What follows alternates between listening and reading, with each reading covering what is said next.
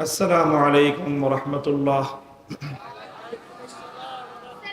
إن الحمد لله نحمده ونستعينه ونستغفره ونؤمن به ونتوكل عليه ونشهد أن لا إله إلا الله وحده لا شريك له ونشهد أن سيدنا ومولانا محمدا عبده ورسوله صلى الله تعالى عليه وعلى آله وأصحابه وبارك وسلم تسليما كثيرا. أما بعد فأعوذ بالله من الشيطان الرجيم. بسم الله الرحمن الرحيم. وسابقوا إلى مغفرة من ربكم وجنة عرضها السماوات والأرض أعدت للمتقين. وقال رسول الله صلى الله عليه وسلم لن يشبع المؤمن من خير حتى يكون منتهاه الجنة أو كما قال عليه الصلاة والسلام. بارك الله لنا ولكم في القرآن العظيم ونفعنا وإياكم بالآيات والذكر الحكيم. اللهم صل على محمد وعلى آل محمد كما صليت على إبراهيم وعلى آل إبراهيم إنك حميد مجيد. اللهم بارك على محمد وعلى آل محمد كما باركت على إبراهيم وعلى آل إبراهيم إنك حميد مجيد. হযরত উলামায়ে কেরাম, সম্মানিত বয়োজ্যেষ্ঠ আমার মুরব্বী সাহেবান, সমবেত ইসলাম প্রিয় কোরআন প্রেমিক তৌহিদি মুসলমান ভাই ও বন্ধুগণ এবং পর্দার অন্তরালে অবস্থানরত আমার সম্মানিত মা ও বোনেরা, দক্ষিণ বাংলার ঐতিহ্যবাহী ইসলামী শিক্ষার প্রাণকেন্দ্র দারুল উলুম খুলনার আজিমুশান সালানা জলসায় আল্লাহ পাক রব্বুল আলামিন আমাদেরকে শামিল হওয়ার তৌফিক দিয়েছেন। দেশ বিদেশের আলেমদের কাছ থেকে কোরআন এবং হাদিসের মূল্যবান আলোচনা শুনবার সুযোগ করে দিয়েছেন রব্বে করিমের বড়ই মেহেরবানি। আল্লাহর শুকরগুজারি আদায় করি আলহামদুলিল্লাহ। আমি গত বেশ অনেক দিন ধরে টানা সফর এবং অনেক বেশি কর্মব্যস্ততার কারণে কিছুটা অসুস্থ, ক্লান্ত এবং রাতও যথেষ্ট হয়েছে। শহর অঞ্চল দীর্ঘ আলোচনা করার অবকাশ নেই এবং সেটা কঠিন হবে আমার জন্য। এই জন্য আপনাদের সম্মুখে আমাদের বর্তমান জাতীয় জীবনে এবং আমাদের ব্যক্তিগত জীবনে করণীয় সম্পর্কে আল্লাহর কোরআন এবং নবীজির হাদিস থেকে কিছু পাথেয়, কিছু রাহনুমাই আমি আপনাদের সম্মুখে তুলে ধরার চেষ্টা করব। আপনারা দোয়া করতে থাকুন আল্লাহ পাক যেন আমাকে আমাদের সকলের জন্য প্রয়োজনীয় কথাগুলো বলার তৌফিক দান করেন। আমরা জানি মানুষের মধ্যে যে সকল স্বভাব আল্লাহ পাক সৃষ্টিগতভাবেই মানুষের মধ্যে দিয়ে রেখেছেন, তার মধ্যে কিছু খারাপ স্বভাব আছে এবং কিছু ভালো স্বভাব আছে। মানুষের দায়িত্ব এবং কর্তব্য হলো নিজের জন্মগত স্বভাবগত সেই খারাপ গুণাবলী থেকে নিজেকে মুক্ত রাখা আর ভালো গুণাবলীর দ্বারা নিজেকে সুসজ্জিত করা। আজমালায়েক বাহরাদারি ওয়াজবাহায়েম নিজহাম বুগজারাজ হিজ্জে বাহায়েম কিজমালায়েক বুগজারি। মানুষ চতুষ্পদ জন্তুর কিছু স্বভাবও রাখে আবার ফেরেশতাদের মতো উন্নত আখলাকও মানুষের মধ্যে আছে। কোনো মানুষ যদি পশুত্বের স্বভাব থেকে নিজেকে মুক্ত করতে পারে, সেই মানুষের মর্যাদা ফেরেশতার চেয়েও অনেক ঊর্ধ্বে উঠে যায়। মানুষের কর্তব্য হলো নিজের মধ্যে পশুসুলভ যেই স্বভাবগুলো আছে সেগুলোকে দমন করে রাখা। তাহলেই একজন মানুষ সে এত ঊর্ধ্বে নিজেকে নিয়ে যেতে পারে যে কোনো ফেরেশতাও অতটা ঊর্ধ্বে নিজেকে উত্তোলন করতে পারে না। আল্লাহ আমাদেরকে তৌফিক দান করেন। একটা স্বভাবের কথা আমরা জানি, স্বভাবটা হলো লোভ, লালসা। বলেন তো, লোভ লালসা ভালো না খারাপ? সবাই একমত? কিন্তু আমি আপনাদের সাথে দ্বিমত করলাম। লোভ লালসা ভালো। বলবেন তাহলে আপনারা ভুল বলছেন না, আপনারাও ঠিক বলছেন। আপনাদের কথাও ঠিক আছে, আবার আমার কথাও ঠিক আছে। ব্যাপারটা কেমন হলো তাহলে? লোভ এটা ভালো, আবার লোভ লালসা এটা খারাপ। ব্যাখ্যা কি? এই কথার ব্যাখ্যা কি? একই জিনিস ভালো আর মন্দ দুইটা একসাথে হয় কিভাবে? এটা হাদিসের মধ্যে রাসূল আকরাম সাল্লাল্লাহু আলাইহি ওয়াসাল্লামের পক্ষ থেকে বর্ণিত হয়েছে। আল্লাহর নবী বলেছেন, মানহুমান লা ইয়াশবান। দুইজন লোভী মানুষ আছে। লোভী মানুষ কয় প্রকার? দুই প্রকার লোভী মানুষ আছে। লা ইয়াশবান, যাদের কোনোদিন লোভ শেষ হবে না, কোনোদিন তাদের তৃপ্তি আসবে না, বরং যত পাইবে আরো চাইবে, যত পাবে আরো বেশি চাবে। এই হলো দুই শ্রেণীর লোভী মানুষ, যে তাদের কোনোদিন তৃপ্তি মিটে না, তাদের কোনোদিন পরিতৃপ্ত হয় না তারা। এরা কারা?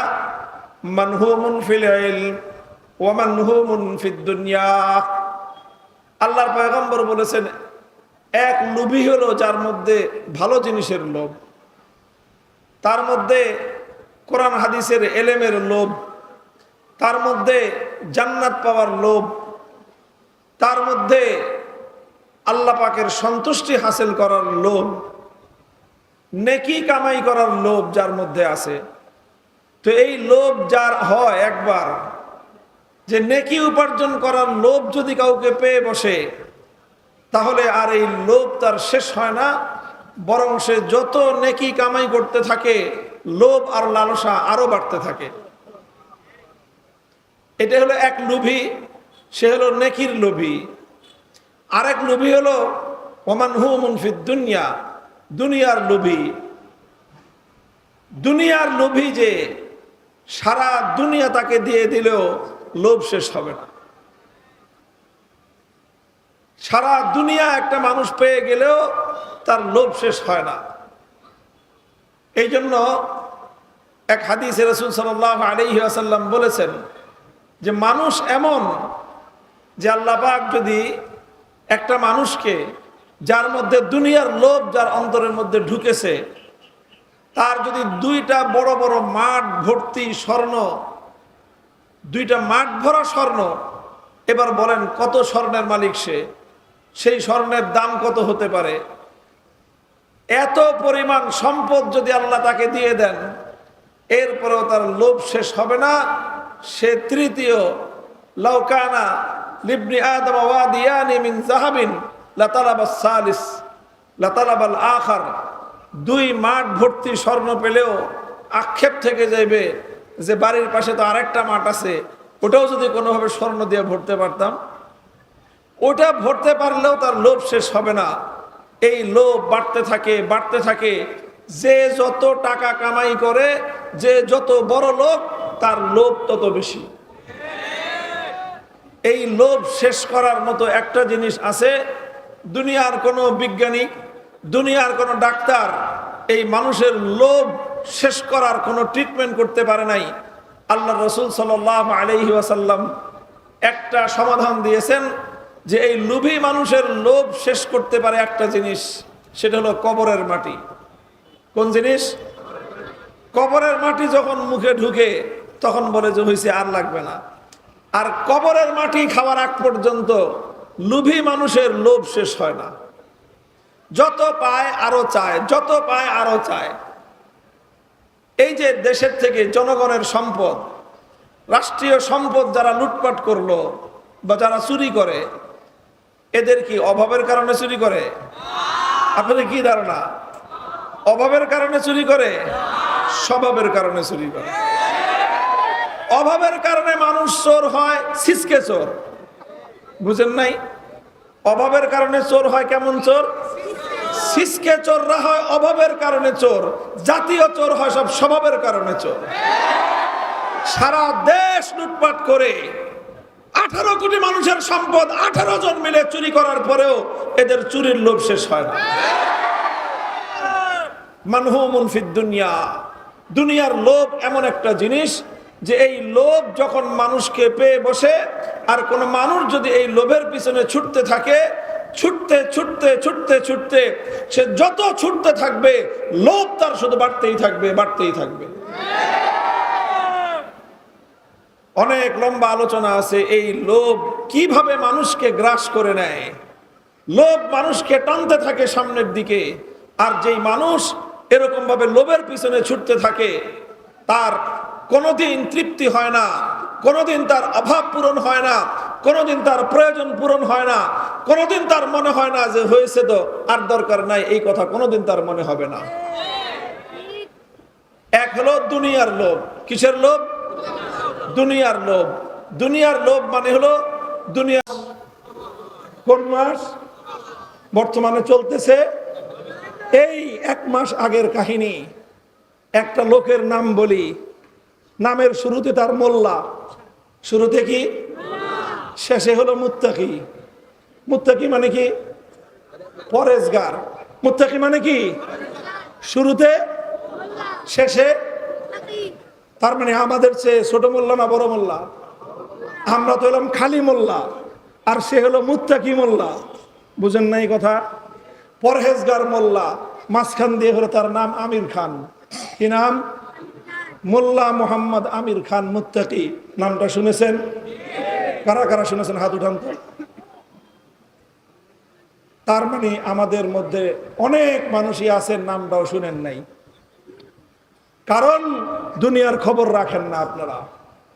মোল্লা মোহাম্মদ আমির খান মুত্তাকি, আমাদের এই হুজুর আমরা যা আছি, আমি আমির খান মুত্তাকি সাহেবকে এই যে এরকম সামনাসামনি দেখেছি, আমার কাছে মনে হয়েছে আমাদের সবার চেয়ে উনি বড় মোল্লা। এলেম কালাম আমাদের চেয়ে বেশি, তাকওয়া পরহেজগারিও আমাদের চেয়ে বেশি, আলহামদুলিল্লাহ।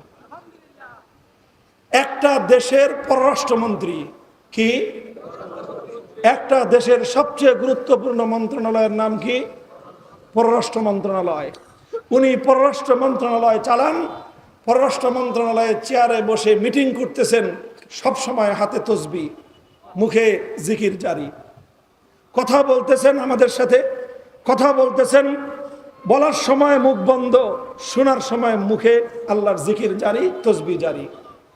এর নাম হলো মোল্লা মোহাম্মদ আমির খান মুত্তাকি। এত বড় মোল্লা, গত মাসে তাকে অত্যন্ত জৌলুসপূর্ণ ভাবে, শানদার ভাবে পৃথিবীর একটা দেশ তাকে দাওয়াত দিছে যে হুজুর একটু আমাদের দেশে আসেন। এই মুত্তাকি পরহেজগার মোল্লাকে দাওয়াত দিয়ে আনছে। এই পরহেজগার মোল্লা যখন তাদের দেশে আসছে, গোটা দেশ নড়ে চড়ে উঠছে। কোন দেশ?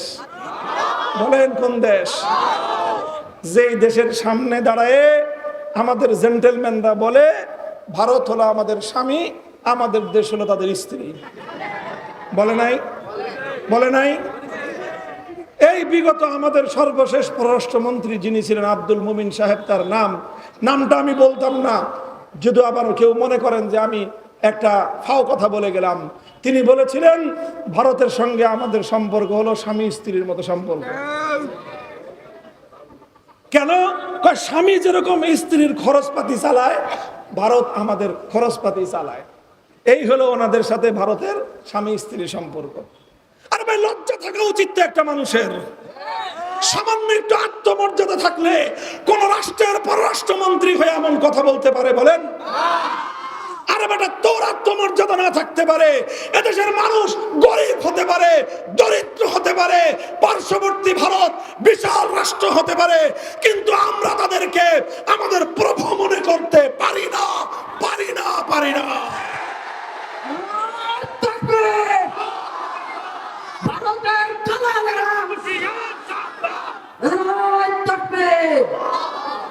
আমি ভারতের বিরুদ্ধে কিছু বলছি? বলেন, আমি ভারতের বিরুদ্ধে কিছু বলছি? আরে ভারতের কথা কি বলবো, দোষ তো আমার, দোষ তো আমার দেশের। আমার দেশেরও দোষ না, আসলে দোষ হলো সিস্টেমের। তোমরা তোমাদের পররাষ্ট্রমন্ত্রী এরকম একজন পরহেজগার মোল্লাকে বসাও, দেখবা সেই পররাষ্ট্রমন্ত্রী ভারতকে স্বামী হিসেবে স্বীকৃতি দেওয়া লাগবে না। ভারত লাল গালিচা বিছায়ে বসে থাকবে যে পরহেজগার মোল্লা সাহেব একটু দয়া করে আমার দেশে আসেন। আরে ভাই, এটা তো আমার কাল্পনিক কোন গল্প বলতেছি আমি, না বিগত অক্টোবরের কাহিনী বলতেছি? অক্টোবর মাসের ঘটনা।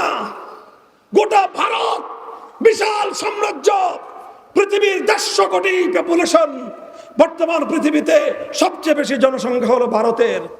150 কোটি পপুলেশন নিয়ে বিশাল রাষ্ট্র, নরেন্দ্র মোদীর মতো কুখ্যাত হিন্দুত্ববাদী একজন মুসলিমদের খুনি সেই রাষ্ট্রের ক্ষমতায় বসে আছে। অথচ সেই রাষ্ট্রটাও চিন্তা করলো, এই পরহেজগার মোল্লাকে যদি সালাম না করি আগামীর দিনে টিকতে পারবো না। ভাই, আমি যেটা বলতে চাই, মোল্লা মোহাম্মদ আমির খান মুত্তাকি কোন ডিগ্রি নাই, কোন ইউনিভার্সিটির ডিগ্রি নাই, একমাত্র দেওবন্দি একটা কওমি মাদ্রাসার ফারেক একজন আলেম, কওমি মাদ্রাসা থেকে ফারেক একজন আলেম। সেই দেশের 30 জন মন্ত্রী, 28 জন কওমি মাদ্রাসার হুজুর। এই মোল্লা আমির খান মুত্তাকি যখন ভারত সফর করলো, একটা সময় রাখলো যে এই সময়টা যাব আমি কোথায়? আমার মাতৃত্বের টানে দারুল উলুম দেওবন্দ আমাকে যেতে হবে, কারণ দেওবন্দের সঙ্গে আমাদের আত্মার সম্পর্ক। তিনি আসলেন দেওবন্দে, দেওবন্দে এসে তিনি ছাত্রদের সঙ্গে দারুল হাদিসে কিতাব পড়তে বসে গেছেন।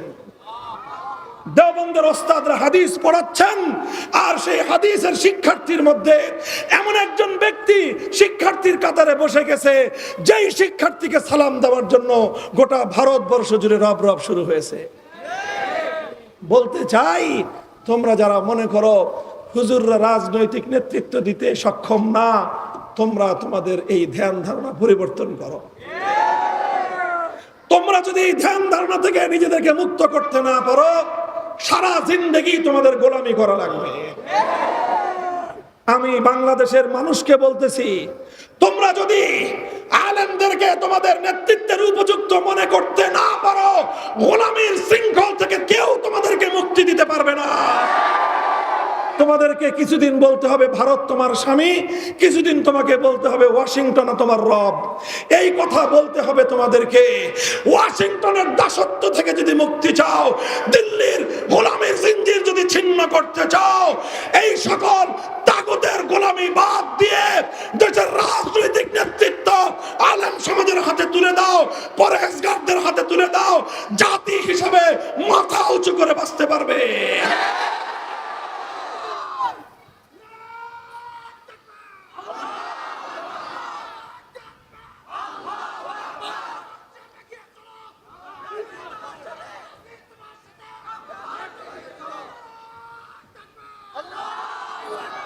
এটা মনে করেন না যে আমার নেতা হওয়ার শখ জাগছে এই জন্য আমি ওয়াজ করতেছি। আমার দরকার নাই। আপনারা আমার চেয়েও ইনশাল্লাহ সামনে অগ্রসর হন, সামনে অগ্রসর হন। বহু যোগ্য যোগ্য ওলামায়ে কেরাম তৈরি হয়ে আছে। এই আলেমদের মধ্যে যেই নীতি নৈতিকতা আছে, মাঝে মাঝে আলেম ওলামাদের 2-4টা ভুল ত্রুটি তোমরা পাও, এটা নিয়ে সারা মিডিয়া পাড়া তোলপাড় শুরু করে দেয়। আরে একজন আলেম ভুল ত্রুটি করতে করতে সবচেয়ে বড় ভুল ত্রুটিটা বর্তমান সমাজে একজন আলেম যেটা করে, তাও একজন বর্তমান সমাজের প্রচলিত রাজনৈতিক নেতার সবচেয়ে ছোট অপরাধের চেয়েও 100 গুণ ছোট। আলহামদুলিল্লাহ, আমি আপনাদেরকে বলতেছি, জাতির কাছে আমি পয়গাম পৌঁছে দিচ্ছি, হাল্লাকুম ফিল ফালাহি ওয়ার রুশদ। হে আমার জাতি, মুক্তি চাও? হে আমার জাতি, তুমি স্বাধীনতা চাও? হে আমার জাতি, মাথা উঁচু করে বাঁচতে চাও? হে আমার জাতি, পৃথিবীর পরাশক্তিগুলোর গোলামীর জিঞ্জির ছিন্ন করে আত্মমর্যাদা নিয়ে বিশ্ব দরবারে মাথা উঁচু করে দাঁড়াতে চাও? মোল্লাদেরকে নেতা বানাও, মোল্লাদেরকে নেতা বানাও। দেখবা তখন সেই মোল্লার সাথে সম্পর্ক করার জন্য ওই মোল্লা আমির খান মুত্তাকির মতো লাইন ধরবে ইনশাআল্লাহ। বলেন আমিরুল মুমিনের কথা তো আর বললামই না, এ তো ট্রিপল মোল্লা, এটা তো মাজারি মোল্লার কথা বললাম। মোল্লা হিবাতুল্লাহ আখুনজাদা হাফিজাহুল্লাহ তাআলা, আল্লাহু আকবার। ওনার তাকওয়া, ওনার পরহেজগারি, ওনার ইলম, ওনার আমল শুনলে আমাদের হয়রান হয়ে যেতে হয় যে একটা রাষ্ট্রের রাষ্ট্রনায়ক এত বড় বুজুর্গ হয় কেমনে। গোটা 6.5 লক্ষ বর্গ কিলোমিটার, কত? 6.5 লক্ষ বর্গ কিলোমিটার। বাংলাদেশের আয়তন কত?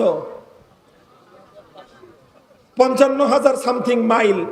কিলোমিটারের হিসাবে প্রায় 76,000-এর আরো বেশি, 80,000-এর উপরে কিলোমিটার। এই বাংলাদেশটার সমান 10টা বাংলাদেশকে জোড়া দিলে হবে 6.5 লক্ষ বর্গ কিলোমিটার। সেই দেশটার নাম হলো ইমারতে ইসলামিয়া। সেই দেশটার মধ্যে 95% মন্ত্রী হলো মোল্লা। সেই রাষ্ট্রের রাষ্ট্রপ্রধান হলো সেই দেশের সবচেয়ে বড় আলেম, সবচেয়ে বড় বুজুর্গ শাইখুল হাদিস মোল্লা হিবাতুল্লাহ আখুনজাদা হাফিজাহুল্লাহ। দেশ চালাইতেছে না। পৃথিবীর মাত্র একটা দেশ তাদেরকে স্বীকৃতি দিয়েছে, আর কোন দেশ তাদেরকে স্বীকৃতি দেয় নাই। তারা বলছে তোমরা স্বীকৃতি দিলে ভালো, না দিলেও সমস্যা নাই, আমরা আল্লাহর কুদরতের উপর ভরসা করে নিজেদের পায়ে আমরা দাঁড়িয়ে যাব ইনশাআল্লাহ।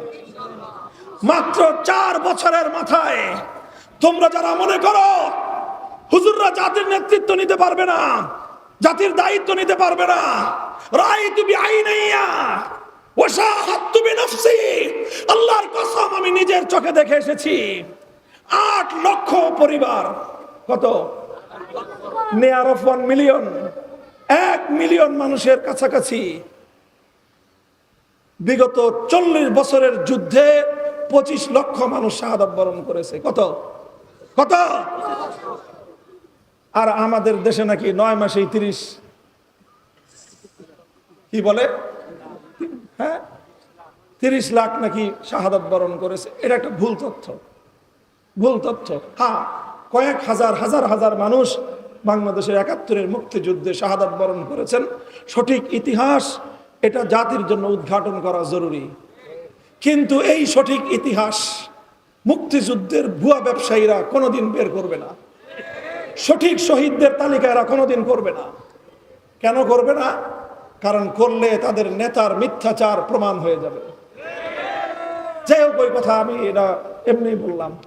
25 লক্ষ শহীদ হয়েছে কত বছরে? কত বছর? 40 বছর যুদ্ধ করেছে। কাদের সাথে? 10 বছর 12 বছর যুদ্ধ করেছে রাশিয়ার সাথে, 20 বছর যুদ্ধ করেছে আমেরিকার সাথে। তারপরে শহীদ হলো 25 লাখ 40 বছরে। যেহেতু আর মানুষ নতুন করে ঈমান গ্রহণ করার আশা নাই, এই জন্য যতটুকু পারলাম করলাম, বাকি এখন হাত পা ছেড়ে দিয়ে বসে থাকি। আল্লাহর নবী এমন করেছিলেন? বলেন তাহলে কি করলেন আল্লাহর নবী? নবীজি চিন্তা করলেন মক্কার মানুষ যেহেতু দিন আর কবুল করতেছে না, যারা করার করে ফেলেছে, তাহলে এবার আমি মক্কার বাইরে চেষ্টা করে দেখি। মক্কায় হয় নাই, বাইরে হবে। নবীজি তায়েফের ময়দানে ছুটে গেলেন, হিদায়াতের দাওয়াত নিয়ে গেলেন, ঈমানের দাওয়াত নিয়ে গেলেন, কালেমার দাওয়াত নিয়ে গেলেন। তায়েফবাসী আল্লাহর নবীর পয়গাম, নবীর দাওয়াত খুব ভালোভাবে গ্রহণ করেছিল। বলেন ইতিহাস কি পড়েছেন? নবীর জীবনীতে কি পড়েছেন? তায়েফবাসী আল্লাহর নবীর সঙ্গে এমন বর্বর আচরণ করেছিল, এমন মর্মান্তিক আচরণ করেছিল, এমন জুলুম অত্যাচার আল্লাহর নবীর জীবনে করেছিল, নবীর 63 বছরের জিন্দেগিতে এই ধরনের বর্বরতার সম্মুখীন আর কোনোদিন আল্লাহর নবী হন নাই। 1 মাস পর্যন্ত তায়েফে, 1 মাস আল্লাহর নবী এই তায়েফের মাঠে মাঠে ঘুরেছেন, ঘরে ঘরে ফিরেছেন, দুয়ারে দুয়ারে মানুষের কাছে কাছে গিয়েছেন। একটা মানুষ কালেমা পড়ে নাই, বরং আল্লাহর নবীর সারাটা শরীর 1 ইঞ্চি জায়গা অবশিষ্ট ছিল না যেখানে তায়েফবাসীর নিক্ষিপ্ত পাথরে আমার নবীর দেহ থেকে রক্ত ঝরে নাই। আল্লাহর নবী হাল ছেড়ে দিয়েছেন যে যেহেতু এই একটা মানুষ ইসলাম কবুল করলো না, কাজে আমার আর কি করার আছে, আমি তো সবটুকু করছি, এই কথা বলে ঘরে বসে গেছেন। বলেন কি করেছেন? আমার নবী চেষ্টা করেছেন, মক্কায় হয় নাই, তায়েফে কিছুই হলো না, দেখি অন্য কোথাও হয় কিনা। হজের মৌসুম আসলো, আমার নবীজি খুঁজতে থাকলেন নতুন কোনো ক্ষেত্র খুঁজে পাওয়া যায় কিনা। আল্লাহ পাক রব্বুল আলামিন নবীজিকে মিলিয়ে দিলেন এক নুরানি কাফেলা, 6 জন মানুষের একটা কাফেলা। হজের মৌসুমে তাদের সঙ্গে আল্লাহর নবীর সাক্ষাৎ হয়ে গেল আকাবার মধ্যে, মিনার ময়দানে। 6 জন মানুষ, তারা হলো ইয়াসরিব, মদিনার পুরাতন নাম। আল্লাহর নবী তাদের কাছে দ্বীনের দাওয়াত পেশ করলেন।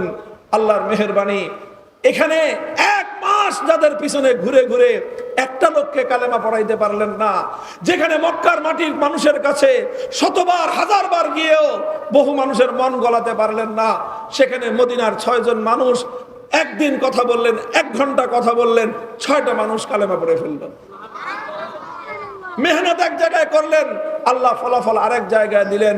নবীজি এবার মদিনারকে টার্গেট করে, মদিনার লোকদেরকে টার্গেট করে নতুন মেহনত শুরু করলেন। বললেন তোমরা আবার আসবে। 2য় বছর তারা 12 জন আসলো, নবীজি তাদেরকে আবার শিক্ষা দিলেন, বললেন তোমরা আবার আসবে। 3য় বছর 70 জন আসলো। আল্লাহর নবীর কাছে তারা বলল, ইয়া রাসূলুল্লাহ, সোনার মদিনা ইসলামের জন্য উপযোগী, সোনার মদিনা ইসলামের জন্য খুবই একেবারে এটা উপযোগী একটা মাহল, সেখানে একটা উপযোগী পরিবেশ আছে। সোনার মদিনায় ইসলামের ফসল ফলার জন্য মাটি বড় উর্বর, আপনি এক কাজ করেন, আপনি মদিনায় চলে আসেন।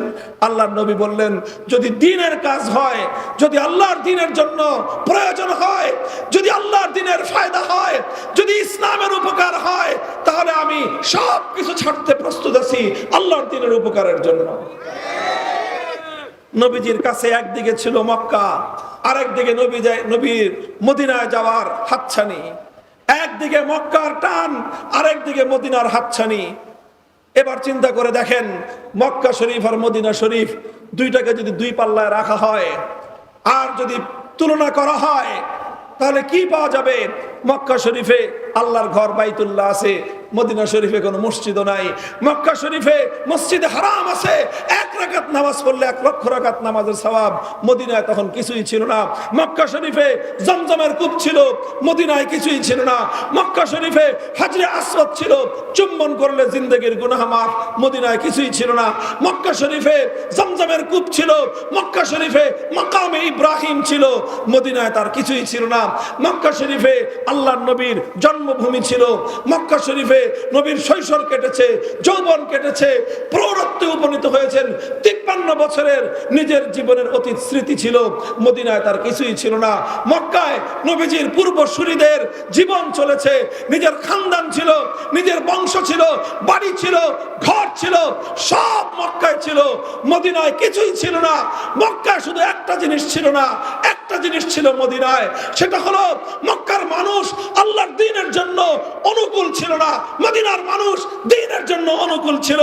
আমার নবী ঘর ছাড়লেন, বাড়ি ছাড়লেন, মাতৃভূমি ছাড়লেন, স্বদেশ ভূমি ছাড়লেন, নিজের দেশ ছেড়ে যে দেশে গেলে দ্বীনের ফায়দা হবে, ইসলাম কায়েম হবে, ইসলামের জন্য আমার নবী সব ছেড়ে দিয়ে হিজরতের পথে পাড়ি দিলেন।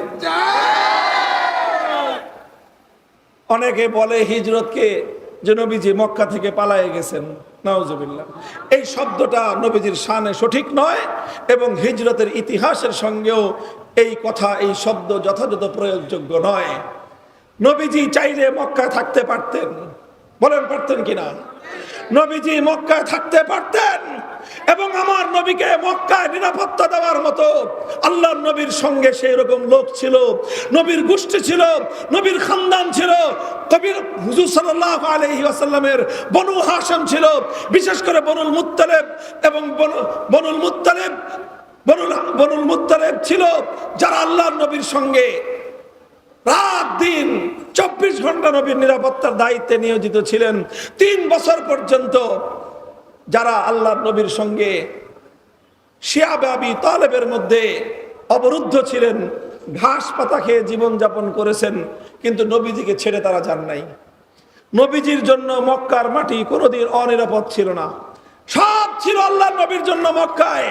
যারা মনে করে নবীজি জীবন বাঁচানোর জন্য মক্কা থেকে চলে গিয়েছিলেন, তারা সিরাতুন নবী সম্পর্কে ভুল বলেন, তারা সঠিক বলেন না। নবীজি মক্কা থেকে জীবনের মায়ায় যান নাই, নবীজি মক্কা থেকে জীবনের ভয়েও যান নাই, মক্কা থেকে জীবনের নিরাপত্তাহীনতার কারণে যান নাই। আল্লাহর নবীর জীবনের নিরাপত্তা মক্কাতেই ওই সময় সবচেয়ে বেশি ছিল, সব ছিল। মক্কায় শুধু একটা জিনিস ছিল না, সেটা হলো মক্কার মানুষ ইসলামের জন্য তারা উপযোগী ছিল না, আর ইসলামের জন্য উপযোগী ছিল মদিনা। আল্লাহর নবী হিজরত করলেন, মদিনায় গেলেন। আল্লাহর পয়গম্বর দুনিয়ার সব কিছুর চেয়ে, নিজের মাতৃভূমির চেয়ে, নিজের দেশের চেয়ে ঈমান এবং ইসলামকে অগ্রাধিকার দিয়েছেন। হে মুসলমান, হে মুসলমান, আজ তোমাদেরকে দেশপ্রেমের নামে, স্বদেশ প্রেমের নামে, ঈমানের ভালোবাসা থেকে পশ্চাৎপদ করবার এক স্লোগান তোলা হয়। এই স্লোগান জাহিলিয়াতের স্লোগান, এই স্লোগান মূর্খতার স্লোগান, এই স্লোগান কুফরের স্লোগান। একজন ইমানদারের কাছে तमाम পৃথিবী এক পাল্লায়, ঈমান আর এক পাল্লায়। ঈমানের কদর, ঈমানের দাম সব কিছুর চেয়ে বেশি। আল্লাহর নবী হিজরত করলেন, মদিনায় গেলেন। মদিনায় যাওয়ার সঙ্গে সঙ্গে নবীজি একটা অনুকূল পরিবেশ পেলেন। মদিনায় 3 জাতির বসবাস ছিল, একটা হলো ইহুদি, আর একটা মুসলমান, আর একটা হলো মুশরিক পৌত্তলিক মূর্তি পূজারী। 3 জাতি মিলে একটা শান্তি চুক্তি করলো, সবাই থাকবো মিলেমিশে, কেউ কারো বিরুদ্ধাচরণ করব না। এটাকেই বলা হয় মদিনা সনদ। কি বলে এটাকে?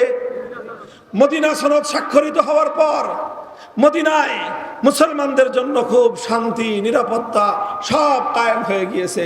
শুধু নবীজির নিরাপত্তা হয় নাই, সকল সাহাবীদের, মুহাজির এবং আনসার সকলের শান্তিপূর্ণভাবে আল্লাহর দ্বীন পালন করবার একটা অনুকূল পরিবেশ মদিনায় কিন্তু কায়েম হয়ে গিয়েছিল।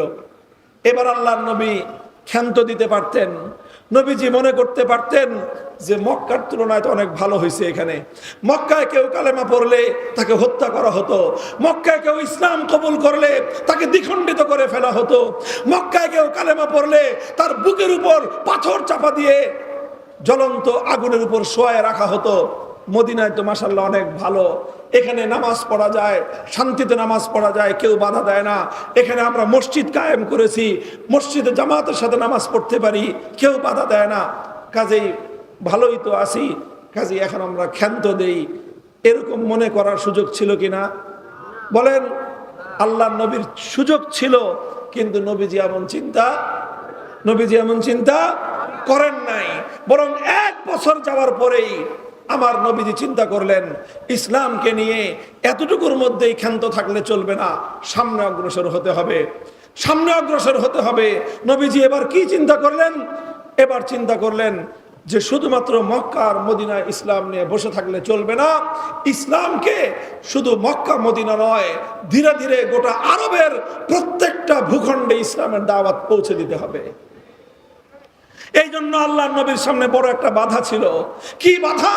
মক্কার কুরাইশরা ইসলামের দাওয়াত নিয়ে বিচরণ করতে দেয় না, ইসলামের দাওয়াত প্রচার করতে দেয় না, ইসলামের দাওয়াত সম্প্রচার করতে দেয় না। ইসলামের দাওয়াত দিয়ে মানুষের কাছে কাছে যাওয়ার ক্ষেত্রে সবচেয়ে বড় বাধা হলো মক্কার কুরাইশের লোকেরা। ওরা মক্কা থেকে মুসলমানরা হিজরত করে চলে আসার পরেও ওরা ক্ষান্ত হয় নাই, ওরা থেমে যায় নাই, বরং ওরা ষড়যন্ত্র করতে আরম্ভ করলো। মদিনার ইহুদিদের সাথে মিলে, মুনাফিকদের সাথে মিলে ষড়যন্ত্র শুরু করলো যে মদিনা থেকে কিভাবে মুসলমানদেরকে উৎখাত করা যায়। এই জন্য আল্লাহর নবী চিন্তা করলেন, এইভাবে হাত পা গুটিয়ে বসে থাকলে চলবে না, এবার আমাদেরকে মক্কার কাফেরদের ব্যাপারে একটা ব্যবস্থা গ্রহণ করতে হবে। আল্লাহর নবী এবার সিদ্ধান্ত নিলেন, আল্লাহর পক্ষ থেকে অনুমতি আসলো, উযিনা লিল্লাযীনা ইউকাতালুনা বিআন্নাহুম যুলিমু ওয়া ইন্নাল্লাহা আলা নাসরিহিম লাকাদির। আল্লাহ বললেন, হে নবী, 13 বছর এমন ভাবে কেটেছে, বেঈমানের দল একটা চর মারলে আপনারা আরেক গাল পেতে দিয়েছেন, বলেছেন আরেকটা চর মারো, কিন্তু আমার কথাটা শুনে যাও। এতদিন ছিল এই নরম নীতি, সোজা আঙ্গুলে ঘি উঠানোর চেষ্টা, কিন্তু 13 বছর দেখা গেল সোজা আঙ্গুলে বেশি ঘি উঠে না, বরং আরো বেশি ঘি উঠানো দরকার মানবতার কল্যাণের জন্য। এই জন্য আল্লাহর নবী ইসলামের পলিসি ঘোষণা করলেন, নতুন সিদ্ধান্ত ঘোষণা করলেন। এখন থেকে আর সেই মক্কার জিন্দেগির সেই নমনীয়তার নীতি চলবে না। এখন থেকে আর কেউকে আমরা এভাবেই আমরা ছেড়ে দিব না। আল্লাহর নবী নীতি ঘোষণা করলেন, এতদিন পর্যন্ত আঘাত করেছ, আমরা নীরবে সহ্য করেছি। এখন থেকে ইসলামের নীতি হলো, যারাই মুসলমানদের গায়ে হাত তুলবে, যারা ইসলামের উপর আক্রমণ করার চেষ্টা করবে, যে হাত ইসলাম এবং মুসলমানদের দিকে অগ্রসর হয়ে আসবে, সেই কালো হাত আস্ত ফিরিয়ে দেওয়া হবে না, সেই কালো হাত ভেঙে গুড়িয়ে দেওয়া হবে।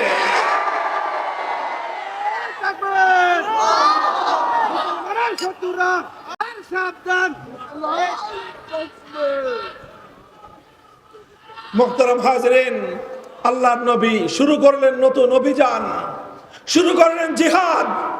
বদরের রণাঙ্গনে জিহাদ করলেন, 14 জন সাহাবায়ে কেরাম শহীদ হলেন। 1 বছর পরে উহুদের জিহাদ হলো, 70 জন সাহাবী শাহাদাত বরণ করলেন। আমার নবী নিজে মাথা ভাঙলেন, দাঁত ভাঙলেন, চেহারা রক্তে রঞ্জিত হলো, সারা শরীর থেকে রক্ত ঝরতে ঝরতে আমার নবী দুর্বল হয়ে বেহুশ হয়ে জমিনে লুটিয়ে পড়লেন। বেঈমানের দল গুজব ছড়িয়ে দিল, কুতিলা মুহাম্মদ সাল্লাল্লাহু আলাইহি ওয়াসাল্লাম শহীদ হয়ে গিয়েছে। সমস্ত সাহাবায়ে কেরামের মধ্যে হতাশা ছড়িয়ে পড়েছে।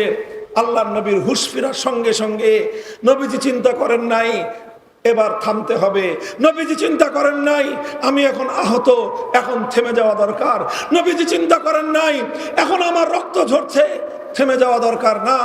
আল্লাহর নবী রক্তাক্ত অবস্থায় উহুদের মাটিতে জমিনের মধ্যে লুটিয়ে পড়া অবস্থায়ও নবীজি বলতেছিলেন, ইলাইয়া ইবাদাল্লাহ, ইলাইয়া ইবাদাল্লাহ, হে আল্লাহর বান্দারা, আসো আমার কাছে, আবার আমাকে কেন্দ্র করে সংঘবদ্ধ হও, তোমরা ঐক্যবদ্ধ হয়ে আবার কুফরির বিরুদ্ধে তোমরা হামলা করো, ঝাঁপিয়ে পড়ো। হামলা হলো, রুখে দাঁড়ালেন সাহাবায়ে কেরাম, ঘুরে দাঁড়ালেন। 70 জন সাহাবী জীবন দিলেন, শহীদ হলেন। মুসলমানরা থেমে যায় নাই, আবার সামনে চলল। খন্দকের যুদ্ধ হলো, 3000 মুসলমান পেটে পাথর বাঁধলেন, খাবারের ব্যবস্থা ছিল না, পেটে পাথর বেঁধে মাটি খনন করেছেন, পেটে পাথর বেঁধে খন্দক খনন করেছেন। মদিনা শরীফের রক্ষা সংরক্ষণ, মদিনা শরীফকে হেফাজত করেছেন, মদিনার নিরাপত্তা নিশ্চিত করেছেন, সব কিছু করেছেন। ক্ষুধা, অনাহার, পিপাসা, সব কষ্ট সহ্য করেছেন, কিন্তু ময়দান থেকে পিছপা হয়ে যান নাই। আরো সামনে চলেন। আল্লাহর পয়গম্বর চলতে থাকলেন, ইসলাম বাড়তে থাকলো, মুসলমান বাড়তে থাকলো, ইসলামের জামাত বড় হতে থাকলো। আস্তে আস্তে 7ম হিজরি সন আসলো। 7ম হিজরি পর্যন্ত আলহামদুলিল্লাহ মুসলমানদের একটা শক্তি সঞ্চিত হয়ে গেল। ইতিমধ্যে মদিনা শরীফের অভ্যন্তরে ইহুদি যারা ছিল, সেই ইহুদিরা একের পর এক বিশ্বাসঘাতকতা করলো। 3 সম্প্রদায় ছিল ইহুদি, একটা হলো বনু কাইনুকা, আরেকটা হলো বনু নজির, আরেকটা ছিল বনু কুরাইজা। 3টা ইহুদি গোত্র একটার পর একটা গাদ্দারি করলো।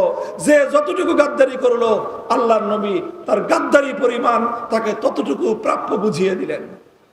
নবীর সিরত পড়লে বোঝা যায়, খুব ভালো করে শুনেন, নবীর ইতিহাস পড়লে বোঝা যায়, আমার নবীর জীবনী পড়লে বোঝা যায়, নবীজির কাছে সব অপরাধের ক্ষমা ছিল, গাদ্দারির কোনো ক্ষমা ছিল না। বিশ্বাসঘাতকতাকে আল্লাহ নবী ক্ষমা করেন নাই। বনু কাইনুকা বিশ্বাসঘাতকতা করেছে, আল্লাহ নবী মদিনা থেকে বের করে দিয়েছেন। বনু নজির গাদ্দারি করেছে, মদিনা থেকে বহিষ্কার করে দিয়েছেন। বনু কুরাইজা সবচেয়ে বড় গাদ্দারি করেছিল, সবচেয়ে বড় কঠিন সময়ে সবচেয়ে বড় বিশ্বাসঘাতকতা করেছিল। আমার নবী ইতিহাসের সবচেয়ে কঠোরতম শাস্তি দিয়েছিলেন বনু কুরাইজাকে। 800 মানুষকে মৃত্যুদণ্ড দিয়েছিলেন একসাথে। কত? 800 ইহুদিকে একসঙ্গে মৃত্যুদণ্ড কার্যকর করে সোনার মদিনাকে ষড়যন্ত্রকারী বিশ্বাসঘাতকদের থেকে সম্পূর্ণরূপে খালি করে দিয়েছেন। একটার পর একটা কাজ চলেছে। মদিনা ইসলামের জন্য সম্পূর্ণ সংরক্ষিত হয়ে গিয়েছে। এখন আর মদিনায় কোনো অমুসলিম নাই, এখন আর মদিনায় কোনো ইহুদি নাই, এখন আর মদিনায় কোনো পৌত্তলিক নাই, কোনো মূর্তি পূজারী নাই। পুরা মদিনা এক মাথা থেকে আরেক মাথা পর্যন্ত শুধুমাত্র ইবাদত হয় একমাত্র কার। এমন একটা পরিবেশ মদিনায় কায়েম হলো। আমার নবী এবার মনে করলেন যে ঠিক আছে, মদিনা তো পুরা ইসলামী রাষ্ট্র হয়ে গেছে, এবার আমি ক্ষান্ত দেই নাকি, কি বলেন? এবার ক্ষান্ত দিয়েছেন না।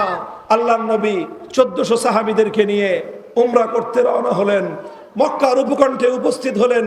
হুদাইবিয়া পর্যন্ত পৌঁছার পর মক্কার কুরাইশরা বাধা দিল, বলল আমরা আপনাকে মক্কায় ঢুকতে দিব না, যে কোনো মূল্যে আমরা মক্কায় আপনার আগমন ঠেকিয়ে দিব। নবীজি বললেন যে দেখো, আমি তোমাদের সাথে লড়াই করতে আসি নাই, যুদ্ধ করতে আসি নাই, আমি এসেছি শুধুমাত্র আল্লাহর ঘর তাওয়াফ করতে, উমরা করতে। আমরা তাওয়াফ করে উমরা করে আবার চলে যাব, তোমাদের সঙ্গে যুদ্ধ নাই, লড়াই নাই। লড়াই করতে হলে আবার পরে করব, এখন আমাদের যুদ্ধের সফর না। কুরাইশরা মানল না, বলল যে না, কোনোভাবেই আপনাকে আমরা মক্কায় ঢুকতে দিব না, কারণ আপনি যদি এইভাবে মক্কায় ঢুকেন গোটা আরব দেশে সংবাদ ছড়িয়ে পড়বে যে মুহাম্মদ সাল্লাল্লাহু আলাইহি সাল্লাম মক্কা বিজয় করে নিয়েছে, কাজেই আমরা এটা হতে দিতে পারি না। নবীজি তখন একটা মন্তব্য করেছিলেন, বলেছিলেন যে আজ মক্কাবাসী এমন যে কোনো শর্ত আরোপ করবে, যেই শর্তের মধ্যে আল্লাহর ঘরের সম্মান রক্ষা পায়, সেই শর্ত মেনে নিয়েই আমি মক্কার কুরাইশের সঙ্গে আমি আজকে একটি সন্ধি চুক্তি করব। সুলহে হুদাইবিয়া হলো, হুদাইবিয়ার চুক্তি হলো। আল্লাহর নবী বাহ্যিকভাবে নতি স্বীকার করলেন, একটু নতি স্বীকার করলেন, নমনীয় হলেন। নমনীয় হলে নতি স্বীকার করে, নমনীয় হলে হয়ে কুরাইশের সঙ্গে এমন একটা চুক্তি করলেন, এমন একটা সন্ধি করলেন, যেই সন্ধির মাধ্যমে আল্লাহর নবীর রাজনৈতিক দূরদর্শিতার প্রমাণ হয়। উলামায়ে কেরাম, মাদ্রাসার তালেবে ইলম, বিশেষ করে দাওরায়ে হাদিস ফারিগিন, আমার নবীন উলামায়ে কেরাম, আমি আপনাদেরকে লক্ষ্য করে এই কথাটা বলতেছি। আবার শুনেন, সুলহ হুদাইবিয়া, হুদাইবিয়ার সন্ধি চুক্তি, এটা ছিল আমার নবীর জিন্দেগীর সবচেয়ে বড় রাজনৈতিক সফলতা, সবচেয়ে বড় রাজনৈতিক দূরদৃষ্টি সম্পন্ন চুক্তির ধারা ছিল হুদাইবিয়ায়। আমার নবী রাজনৈতিক প্রজ্ঞার পরিচয় দিয়েছেন। উলামায়ে কেরাম যারা নিজেদেরকে নায়েবে নবী হিসাবে কল্পনা করেন, নায়েবে নবী হিসাবে চিন্তা করেন, মনে রাখতে হবে নায়েবে নবী হতে হলে যেমনি ভাবে আসমানি ওহীর ইলম বক্ষে ধারণ করতে হয়, নায়েবে নবী হলে যেমনি ভাবে অন্তরে তাকওয়া এবং পরহেজগারি রাখতে হয়, নায়েবে নবী হতে গেলে যেমনি ভাবে ভালো আমলওয়ালা হতে হয়, নায়েবে নবী হতে গেলে যেমনি ভাবে ভালো ইলমওয়ালা হতে হয়, ঠিক তদ্রূপ সত্যিকার সাচ্চা কামেল নায়েবে নবী হতে গেলে রাজনৈতিক দক্ষতা, রাজনৈতিক প্রজ্ঞা সম্পন্ন নেতৃত্বের অধিকারী হতে হয়। সবাইকে রাজনীতি করতে বলি না, সবাই রাজনীতি করবে সেটা নয়, কিন্তু অবশ্যই নবুয়তের উত্তরাধিকারের মধ্যে অন্যতম গুরুত্বপূর্ণ একটা উত্তরাধিকার হলো রাজনৈতিক নেতৃত্ব। আমি এটা বুঝে শুনে শব্দটা বলতেছি। কি শব্দ? কি শব্দ? রাজনৈতিক নেতৃত্ব। মনে করেন না যে মাদ্রাসার মাহফিলে আমি রাজনীতি করব, না। আমি মাদ্রাসার মাহফিলে কোনোদিন রাজনীতির পেঁচাল পারি না। রাজনীতির পেঁচাল মানে দলীয় রাজনীতির আলাপ আমি মাদ্রাসার মাহফিলে করিও না, এবং কেউ করলে সেটা আমি পছন্দও করি না। আপনারা জানেন আমাদের রাজনৈতিক সংগঠন আছে, কিন্তু মাদ্রাসার মাহফিলে আমার রাজনৈতিক সংগঠনের স্লোগান দেওয়া নিষেধ। কেউ দিলে দল থেকে বহিষ্কার করে দেব। কিন্তু দলীয় রাজনীতির কথা বলি না, কিন্তু ইসলামের যে দর্শন, রাজনৈতিক আদর্শ, ইসলামের যে রাজনৈতিক মতবাদ, ইসলামের যে রাজনৈতিক ফিলোসফি, ইসলামের যে রাজনৈতিক চিন্তাধারা, সেটার কথা বলতেই হবে, বলতেই হবে। সেটা না বললে ইসলামের পয়গাম পরিপূর্ণ হয় না।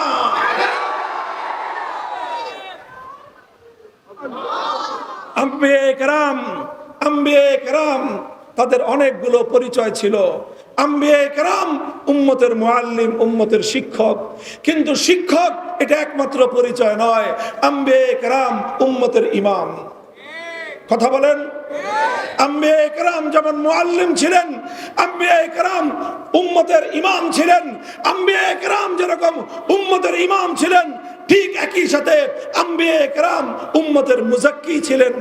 যেটা আজকের পরিভাষায় বলতে গেলে বলতে হবে উম্মতের পীর এবং শেখ, সেটাও নবী করিম ছিলেন। কথা বলেন ঠিক কিনা? তাহলে নবীগণ উম্মতের শিক্ষক ছিলেন, নবীগণ উম্মতের নামাজের ইমাম ছিলেন, নবীরা উম্মতের আত্মশুদ্ধির মুজাক্কি এবং শেখ ছিলেন।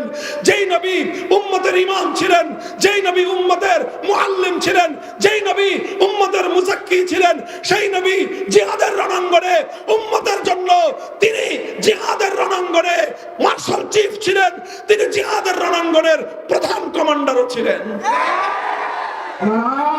তাকবীর, আল-জিহাদ, আল-জিহাদ, ফারিকুনা, ফারিকুনা, নারায়ে তাকবীর। মুহতারাম হাজিরিন, শুধু কমান্ডার নয়, যুদ্ধের সময় যিনি কমান্ডার ছিলেন, রাষ্ট্র পরিচালনার সময় তিনি উম্মতের জন্য সবচেয়ে আদর্শ রাষ্ট্রনায়ক ছিলেন এবং সবচেয়ে দক্ষ, অভিজ্ঞ, দূরদৃষ্টি সম্পন্ন রাজনৈতিক নেতাও ছিলেন তিনি। রাজনৈতিক নেতা, রাজনৈতিক নেতৃত্ব, এই কথাগুলো শুনলেই তো একদল মানুষের মাথা খারাপ হয়ে যায় যে এইগুলা হুজুররা বলে কেন, এগুলা হুজুররা বলে কেন। হুজুররা মাদ্রাসার শিক্ষক, ভালো কথা। হুজুররা মসজিদের ইমাম, আরো ভালো কথা। হুজুররা মিলাদ শরীফ পড়ায়, আরো ভালো কথা। হুজুররা খতম করে, এটাও ভালো কথা। হুজুররা দোকানে এসে দোয়া করে দেয়, উদ্বোধন করে দেয়, খতম করে দেয়, দোয়ার দোকানে বরকত হয়, এটাও ভালো কথা। হুজুররা জানাজার নামাজ পড়ায়, ভালো কথা। আমার বাচ্চা হলে হুজুররা গিয়ে মুয়াজ্জিনের মতো আজান দেয়, সব তো ভালো কথা। মসজিদে ইমামতি করে মিম্বরে খুতবা দেয়, সব ভালো কথা। হুজুররা আবার রাজনৈতিক নেতা হইতে চায়, এটা তো ভালো না হুজুর, এটা তো ঠিক না। কথা ঠিক কিনা? আমি আপনাদের একটা হাদিস শুনাই, বুখারী শরীফের হাদিস, মুসলিম শরীফের হাদিস। কানাত বানু ইসরাইল তাসুসুহুমুল আম্বিয়া কুল্লামা হালাকা নাবিয়্যুন খালাফাহু আখার। আপনারা সবাই একটা শব্দ তো শুনে থাকার কথা, মাদ্রাসা ছাত্ররা তো শুনছেই, ইভেন যারা কিছুটা দ্বীনের ইলমের সঙ্গে পরিচয় রাখেন, পড়াশোনা করেন, তারাও একটা শব্দ শুনে থাকবেন। শব্দটা হলো সিয়াসাত। কি শব্দ? অর্থ কি বলেন? অর্থ কি? সিয়াসাত মানে রাজনীতি। সিয়াসাত শব্দের অর্থই হলো রাজনীতি, আরবি ভাষার শব্দ। এই সিয়াসাত শব্দ থেকেই বুখারীর হাদিস, কানাত বানু ইসরাইল তাসুসুহুমুল আম্বিয়া মিনাজান। হাজার হাজার বছর পর্যন্ত এই পৃথিবীতে, দুনিয়াতে উম্মতের, মানব জাতির রাজনৈতিক নেতৃত্ব দিতেন আম্বিয়ায়ে কেরাম।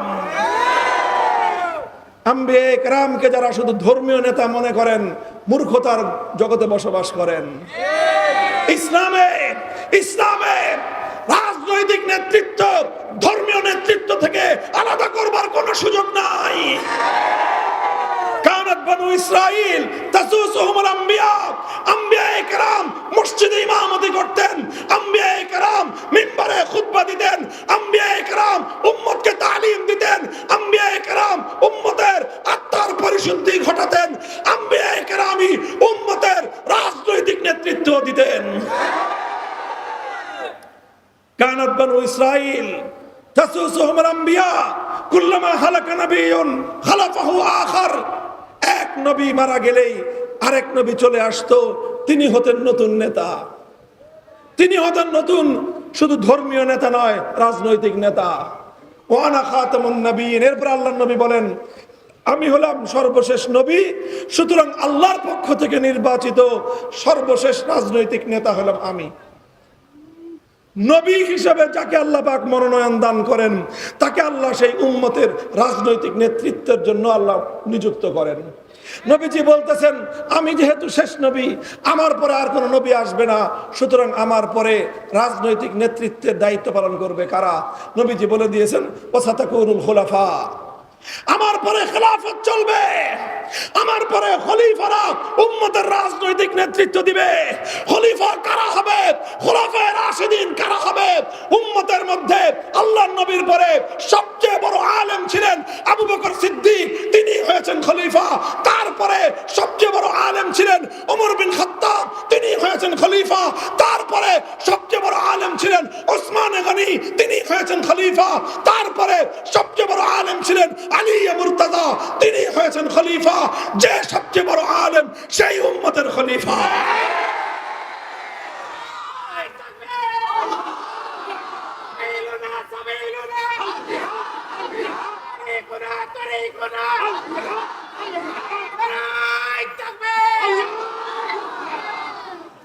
এই জন্য আমার এই কথার মূল উদ্দেশ্য হলো এই কথা বলে দেওয়া আপনাদেরকে, হে জাতি, আপনাদেরকে পয়গাম পৌঁছে দেওয়া। আম্বিয়ায়ে কেরাম নবীগণ দুনিয়াতে যা কিছু রেখে গিয়েছেন, দুনিয়াতে তারা ইলম রেখে গিয়েছেন, দুনিয়াতে তারা ইমামত রেখে গিয়েছেন, দুনিয়াতে তারা আলেমদেরকে নবীদের উত্তরাধিকারী বলে ঘোষণা দিয়েছেন। সুতরাং আলেমরা ইলমের মধ্যে নবীদের উত্তরাধিকারী, আলেমরা ইমামতের ক্ষেত্রেও নবীদের উত্তরাধিকারী, আলেমরা তাজকিয়ার ক্ষেত্রেও নবীদের উত্তরাধিকারী। ঠিক তেমনি ভাবে রাজনৈতিক নেতৃত্বের ক্ষেত্রেও আলেমরাই নবীর উত্তরাধিকারী। এই জন্য আমি সবাইকে রাজনীতি করতে বলি না, কারণ এখন আমাদের পক্ষে সবগুলি কাজ একজনের পক্ষে সামাল দেওয়া সম্ভব না। এই জন্য আমরা কাজ ভাগ করে নিয়েছি, কেউ মাদ্রাসায় পড়াই, কেউ খানকা চালাই। কথা বলেন ঠিক কিনা? যে মাদ্রাসায় পড়ায় তার দ্বারা ভালো খানকা চলে না, তাজকিয়ার কাজ ভালো হয় না। এই জন্য কেউ তাজকিয়ার কাজকে নিজেদের কাজ বানিয়ে নিয়েছি, কেউ তালিমের কাজকে নিজের কাজ বানিয়ে নিয়েছি, কেউ ইমামতের কাজকে নিজের কাজ বানিয়ে নিয়েছি। মুসল্লিদেরকে দিন শিখাই, ইমামতি করি। ইমামতি করা মানে হলো 5 ওয়াক্ত জামাত পড়ায় বাকি সময় ঘুমানো না। হ্যাঁ, মসজিদের ইমাম সাহেব যারা আছেন শুধুমাত্র 5 ওয়াক্ত নামাজ পড়াবেন, ফজর থেকে জোহর পর্যন্ত ঘুম, জোহর থেকে আসর পর্যন্ত ঘুম, আসর থেকে মাগরিব পর্যন্ত ঘোরাঘুরি, মাগরিব থেকে এশা পর্যন্ত আড্ডাবাজি, এশার পরে আবার ঘুম। এর নাম ইমামতি? এর নাম হলো ইমামতির চাকরি। কোন চাকরের জন্য ইমামতি করা জায়েজ নাই। আবার আমার শব্দটা খেয়াল করে শুনেন, যারা ইমামতির চাকরি করেন তাদের পিছনে নামাজ পড়াও জায়েজ নাই, তাদের ইমামতিও জায়েজ নাই। কোন চাকরি করে যারা, সে হলো চাকর। কোন চাকর মানে যাকে আপনি চাকর মনে করেন তার পিছনে আপনি ইমাম ইক্তেদা করলে নামাজ সহি হবে না। এই জন্য আপনাকে নামাজের শুরুতে ইক্তেদা করতে হয় কি? ইক্তেদাই তো বিহাজা চাকর। দেখি বলেন, ইক্তেদাই তো বিহাজাল ইমাম। ইমাম মানে হলো এই মসজিদের যত মুসল্লি আছে অন্তত প্রত্যেকটা মুসল্লির দ্বীনি জিম্মাদারি আদায় করার নাম হলো ইমামতি।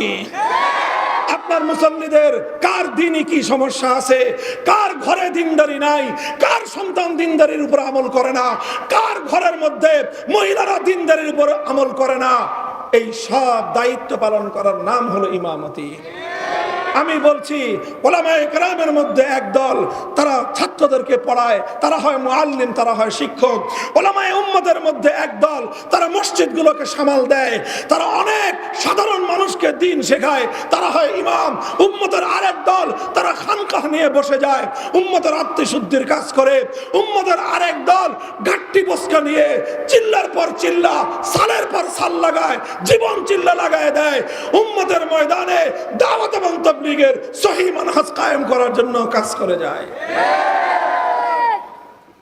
এই পর্যন্ত ভালো। হুজুর, হুজুর আপনারা মাদ্রাসায় পড়ান ভালো, মসজিদে ইমামতি করেন ভালো, খানকা চালান এটাও ভালো, তাবলীগ করেন এটাও ভালো। এত কিছু করার পরে আবার রাজনৈতিক নেতা হইতে চান কেন? এটাই হলো মূর্খতা, এটাই হলো জাহেলিয়াত। এই জাহেলিয়াতের কবর রচনা করতে হবে। আজকের আমার এই জাহেলি সমাজের এই জাহেলিয়াতকে যদি আমি আর তুমি দূর করতে না পারি, খোদার কসম খেয়ে বলি, বিরাসতে নবুয়তের জিম্মাদারি আদায় হবে না।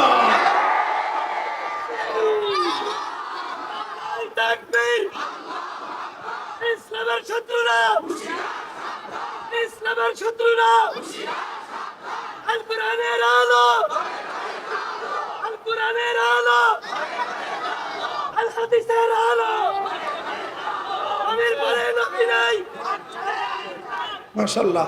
মুহতারাম হাজিরিন, আমি যেই কথাটা বলতে চাই, একটু একটু করে কথা বলে যাচ্ছি, কথাগুলো আসলে অনেক লম্বা, আমারও এনার্জি কম, আপনাদেরও সময় কম, সংক্ষেপে বলে যাচ্ছি। আরেকটা কথা বলি, আমার এই কথাটা তো বুঝতে পারছেন আপনারা? অর্থাৎ আলেমরা নবীদের সব কাজগুলোরই উত্তরাধিকার কারা বলেন? সুতরাং মুআল্লিম হবে আলেমরা, ইমাম হবে আলেমরা, মুবাল্লিগ হবে সহি অর্থে দাওয়াত এবং তাবলীগ শিখাবে কারা? আলেমরা। তাজকিয়ার কাজ করে খানকাহগুলো চালাবে কারা? আলেমরা। তাহলে উম্মতের রাজনৈতিক নেতৃত্ব আলা মিনহাজিন নবুওয়াহ যদি চালাতে হয়, নবীর আদর্শে যদি উম্মতকে নেতৃত্ব দিতে হয়, নবীর আদর্শে যদি জাতিকে পরিচালিত করতে হয়, নবীর আদর্শে যদি রাষ্ট্র ব্যবস্থা চালাতে হয়, নবীর রাখে যাওয়া, নবীর দেওয়া একমাত্র রাজনৈতিক ব্যবস্থা খেলাফত অনুযায়ী যদি রাষ্ট্র চালাতে হয়, সেই খেলাফতের দায়িত্বেও নবীদের উত্তরাধিকার রাজনৈতিক নেতৃত্বের ক্ষেত্রেও আলেমরা। এবার আরেকটা কথা শুনেন খেয়াল করে। আমি দাওরায়ে হাদিস পড়েছি 1995 সালের শেষ দিকে, একেবারে অর্থাৎ 96 সালের জানুয়ারি মাসে আমরা ফারেক হয়েছি 1415-16 হিজরিতে। তখন বাংলাদেশে আমাদের সাথে দাওরায়ে হাদিস যারা আমরা শেষ করেছি, সারা বাংলাদেশে ছাত্রের সংখ্যা ছিল এই 5000 সর্বোচ্চ। কত হাজার? এরপরে এখন 30 বছর কেটেছে, 31 বছর হবে, 31 বছর চলতেছে। গত বছর বাংলাদেশে মাদ্রাসা থেকে দাওরায়ে হাদিস ফারেক হায়াতুল উলিয়া পরীক্ষা দিয়েছে প্রায় 35,000। কত হাজার? Day by day increasing this amount. ইনশাল্লাহ এই বছর হবে 40,000, আগামী বছর হবে 50,000। উইদিন 5 থেকে 10 ইয়ার্স ইনশাল্লাহ 1 লক্ষ ফারেক বাংলাদেশের কওমি মাদ্রাসাগুলো থেকে হবে। সময়টা পরিবর্তন হয়েছে বোঝাতে চাচ্ছি। আজ থেকে 30 বছর আগে 3,000 মানুষ দাওরায়ে হাদিস পড়তো, 30 বছরের মাথায় এখন 40,000 মানুষ দাওরায়ে হাদিস পড়ে। আমরা যখন দাওরায়ে হাদিস পড়েছি তখন এই জাতির মাদ্রাসাগুলোতে মুআল্লিমের অভাব ছিল, মসজিদগুলোতে ইমামের অভাব ছিল। তখন আমাদের আলেমদের প্রধান দায়িত্ব তালিম, ইমামতি, তাজকিয়া এগুলো করে ছাড়া অন্য কাজের দিকে মনোযোগী হওয়ার সময় ছিল না। আলহামদুলিল্লাহ, এখন আল্লাহ পাক আমাদের মধ্যে বরকত দান করেছেন, মাদ্রাসা বাড়তেছে, মাদ্রাসার আলেম ওলামা বাড়তেছে। এই সব আলেম ওলামা শুধু মাদ্রাসায় পড়াবে, শুধু মসজিদে ইমামতি করবে, শুধু খানকাহের মধ্যে তাজকিয়ার কাজ করবে, শুধু দাওয়াত এবং তাবলীগের কাজ করবে, তাহলে উম্মতের উলামায়ে কেরাম পূর্ণাঙ্গ জিম্মাদারি আদায় করা সম্ভব না। এই জন্যই সবগুলো কাজের পাশাপাশি উম্মতের আলেমদের মধ্য থেকে একদল মেধাবী, যোগ্য, দক্ষ, সাহসী এমন হবে যারা জাতির রাজনৈতিক নেতৃত্বের জন্য নিজেদেরকে প্রস্তুত করবে। নারায়ে তাকবীর। ইসলামী খিলাফত জিন্দাবাদ জিন্দাবাদ। ইসলামী খিলাফত নারায়ে তাকবীর। দক্ষিণবঙ্গের শুধু নয়, আমি দারুল উলুম খুলনাকে শুধু দক্ষিণবঙ্গের শীর্ষস্থানীয় প্রতিষ্ঠান মনে করি না। আমার বিবেচনা হলো গোটা বাংলাদেশের হাতে গোনা শিক্ষা প্রতিষ্ঠানগুলোর মধ্যে অন্যতম একটা হলো দারুল উলুম খুলনা।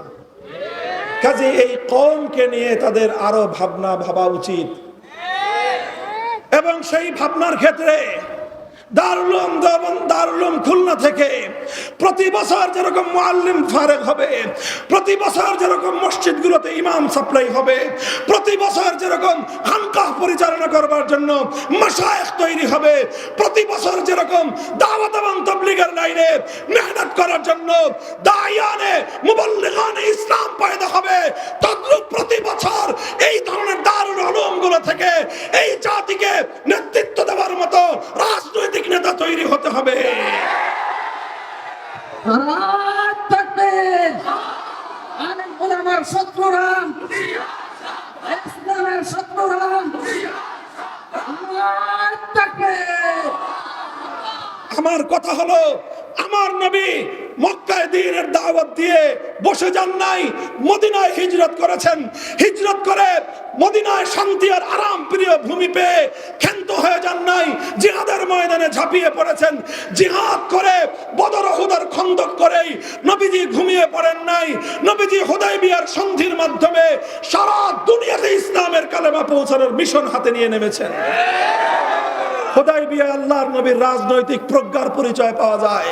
হুদায়বিয়ার সন্ধির মাধ্যমে আল্লাহর নবীর রাজনৈতিক দূরদৃষ্টির পরিচয় পাওয়া যায়। হুদায়বিয়ার সন্ধি হয়েছিল বলে পরবর্তী 2 বছরের মধ্যে কিসরা এবং কাইসার থেকে রোম আর পারস্য সম্রাটের রাজ দরবারে আল্লাহর নবীর পক্ষ থেকে দ্বীনের দাওয়াত নিয়ে নবীর সাহাবায়ে কেরাম পৌঁছে গিয়েছিল। পৃথিবীর প্রত্যেকটা বড় বড় বাদশার কাছে আমার নবীর পক্ষ থেকে দ্বীনের দাওয়াত পৌঁছে গিয়েছিল। হুদায়বিয়ার সন্ধির কারণে আরব ভূমির বাইরেও আরব আজম तमाम পৃথিবীতে ইসলামের দাওয়াত প্রচারের সুযোগ হয়েছিল। হুদায়বিয়ার সন্ধির কারণে 7ম হিজরিতেই আরবের মাটি থেকে খায়বার থেকে ইহুদিদের ঘাঁটি উৎখাত করে দিয়ে আরব ভূমিকে চিরতরে ইহুদি মুক্ত করা হয়েছিল। হুদায়বিয়ার সন্ধি হয়েছিল বলেই 1 বছরের মাথায় 8ম হিজরিতে মক্কা বিজয় হয়েছিল। আল্লাহর নবীর একটা দূরদৃষ্টি রাজনৈতিক সিদ্ধান্তের এত সুফল ফলেছে। আজ ওলামায়ে কেরাম যদি সঠিকভাবে জাতির রাজনৈতিক নেতৃত্ব দিতে পারে, এই জাতি বহুদূর পর্যন্ত অগ্রসর হতে পারবে।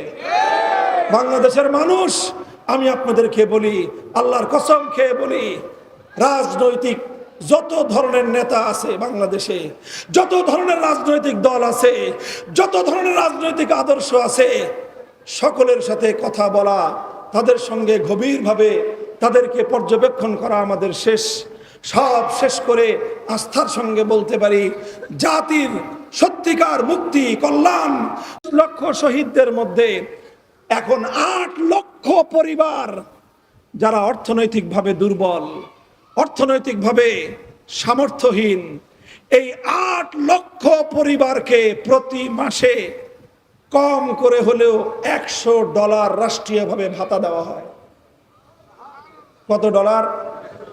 বাংলাদেশে $1 দাম কত জানেন? 120 টাকাই ধরেন, 2 টাকা বাদ, মাপ, 120 টাকা যদি ডলার হয় তাহলে $1000 দাম কত হবে বলেন? $1,20,000। $500 দাম হবে $60,000। $100 দাম হবে কত? $25,000। $100 দাম হবে কত? $25,000 টাকা। আমার বাংলাদেশের টাকায় 25,000, সেই দেশের টাকায় 12,000। কত? সেই না, উল্টো হচ্ছে, বাংলাদেশের টাকায় 12,000, সেই দেশের টাকায় 6,000। এক একটা পরিবারকে কম করে হলেও 5,000 আফগানি মুদ্রা অর্থাৎ প্রায় $100 করে প্রতি মাসে ভাতা দেওয়া হয়। কত করে কি করতেছেন মাইকে? 100 করে ডলার দেওয়া হয়। কত করে? তো হিসাব করেন, নিয়ার অফ 1 মিলিয়ন, 1 মিলিয়ন মানুষকে যদি $100 দেয় তাহলে কত হলো? কত ডলার হলো? 1 মিলিয়ন মানুষকে 100 করে ডলার দিলে 10 মিলিয়ন হয়। কত হয়? 10 মিলিয়ন না 100 মিলিয়ন। 100 মিলিয়ন টাকা ডলার প্রতি মাসে ভাতা দেয়। সেই রাষ্ট্রের অর্থনৈতিক সক্ষমতা এই পরিমাণ। বাংলাদেশে কতজনকে ভাতা দেন আপনারা বলেন? এই যে এত বড় বড় অর্থনীতিবিদ, এত বড় বড় ডক্টরেট ডিগ্রিওয়ালা, এত বড় বড় নোবেল পাওয়া অর্থনীতিবিদরা বাংলাদেশের রাষ্ট্রপ্রধান, এই পর্যন্ত বাংলাদেশে কত লক্ষ মানুষকে তারা ফাও ভাতা দিছে? এর অর্ধেকও হবে না, 1/4 হবে না। এই ভাতা দিচ্ছে কাদেরকে? শুধুমাত্র নিজের পক্ষের লোক না, যারা তাদের বিরুদ্ধে যুদ্ধ করতে গিয়ে যে সকল সেনারা মারা গেছে, সেই সকল বিরুদ্ধবাদী সৈনিকদের পরিবার যারা রয়ে গেছে, এতিম বিধবা, তাদেরকেও তারা ভাতা দেয়। এইরকম মানবিক একটা রাষ্ট্র কায়েম করেছে মোল্লারা। ভাই, আর কোনো লম্বা ফিরিস্তি আমি দিতে চাই না।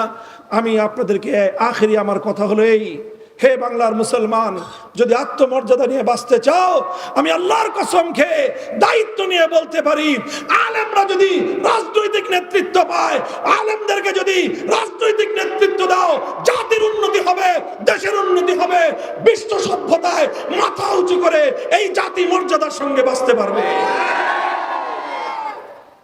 তো আলেমদেরকে রাজনৈতিক নেতৃত্ব দিবে, আলেমরা যদি শুধু ঘরে বসে থাকে তাইলে না? হ্যাঁ হুজুররা, আপনারা ঘরে বসে থাকবেন আর পাবলিকরা এসে আপনাদের বাড়িতে এসে নেতৃত্ব দিয়ে যাবে নাকি? না, আপনাদেরকে নেতৃত্বের জন্য কাজ করতে হবে। বলেন, কাজ করতে হবে কিনা? আমার কথা হলো, শাপলা চত্বরে রক্ত দিয়েছিলাম আমরা, 21 সালে রক্ত দিয়েছিলাম আমরা, 24 সালের এই জুলাই বিপ্লবের ভিত তৈরি করেছিলাম আমরা শাপলা চত্বরে রক্ত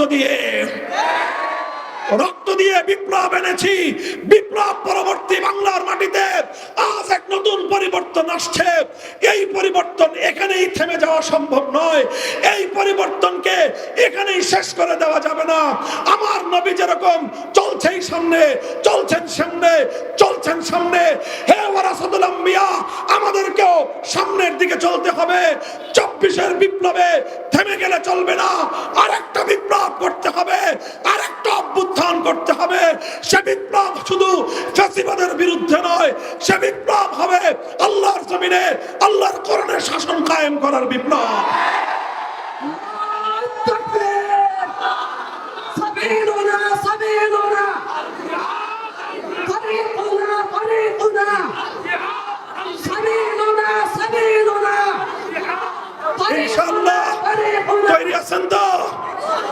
আমি গোটা বাংলার মানুষকে এক কথাই বলছি, সব রঙের বাংলাদেশ আপনারা দেখেছেন, সব রকমের নেতৃত্ব আপনারা দেখেছেন। সোনার বাংলাদেশ দেখেছেন, নতুন বাংলাদেশ দেখেছেন, সবুজ বাংলাদেশ দেখেছেন, ডিজিটাল বাংলাদেশ দেখেছেন। আমরা উদাত্ত আহ্বান জানাই, হে বাংলার মানুষ, একবার তোমরা শপথ করো, একবার তোমরা হিম্মত করো। আগামীর বাংলাদেশ আমরা দেখতে চাই ইসলামের বাংলাদেশ, আল কোরআনের বাংলাদেশ।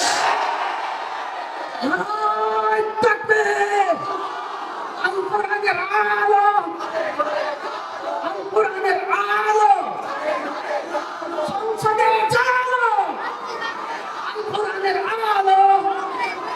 নারায়ে তাকবীর। এটা হলো আহ্বান। এর আগের যেই কথাগুলো বললাম, এগুলো ধীরে সুস্থে শান্তিপূর্ণভাবে গভীর মনোযোগ দিয়ে বুঝবার চেষ্টা করবেন। আমার আজকের আলোচনার মূল কথা হলো, বিশেষ করে আলেম সমাজকে আমি লক্ষ্য করে বললাম, লা ইয়াশবাল মুমিনু মিন খাইরিন হাত্তা ইয়াকুনা মুনতাহাহুল জান্নাহ। যতটুকু পেয়েছি ততটুকু নিয়ে ততটুকু নিয়ে তৃপ্ত হওয়ার সুযোগ নাই, সামনের দিকে অগ্রসর হতে হবে আমাদের। মসজিদ মাদ্রাসায় দিন কায়েম হয়েছে, এবার রাষ্ট্রীয় পরিসরে পূর্ণাঙ্গ দিন কায়েম করতে হবে ইনশাআল্লাহ। আল্লাহ আমাদেরকে কবুল করুন, তৌফিক দান করুন। সুবহানাল্লাহি ওয়া বিহামদিহি, সুবহানাকাল্লাহুম্মা বিহামদিক, আশহাদু আল্লা ইলাহা ইল্লা আনতা আস্তাগফিরুকা ওয়া আতুবু ইলাইক। ইয়া হাইয়্যু ইয়া কাইয়্যুম বিরহমাতিকা নাস্তাগীস আসলিহ লানা শানানা কুল্লাহ ولا تكلنا إلى أنفسنا طرفة عين. اللهم إنا نسألك فعل الخيرات وترك المنكرات وحب المساكين وأن تغفر لنا وترحمنا أجمعين.